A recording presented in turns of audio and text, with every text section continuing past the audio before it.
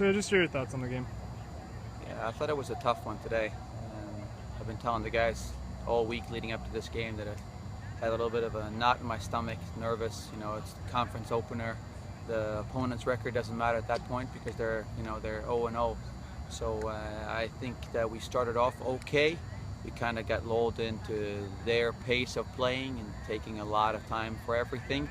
And I think FAU came in with a clear game plan and they executed very well. They defended their tails off and they were looking for counterattacks and they had a couple of dangerous chances. But for us, I know the guys were frustrated after the game. I'm very, very frustrated. But a point is not the worst.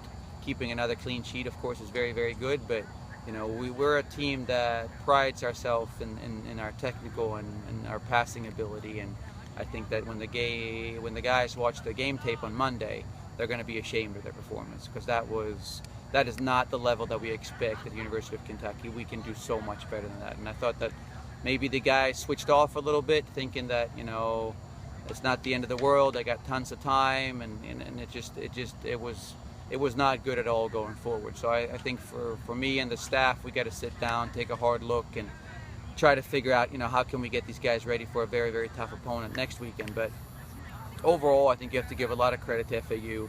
They had a clear game plan. They didn't veer from it, and they did really, really well. And they could have probably nicked the game as well on a couple of chances. And for us, we just weren't willing to do the dirty work. There were balls that were dropping in the 18. There were shots that could have been taken, and there was no one that wanted to win the game for us. So I think for us, being as young as we are, we need someone to step up. We need someone to say, you know what, I'm going to put this team on my shoulders, and I'm going to do everything I can to win the game. And for us, when we start playing a little poorly, we get frustrated and we start lashing out rather than coming together. And that's something that the staff and I are going to have to work a lot on this week to try to get the guys ready again.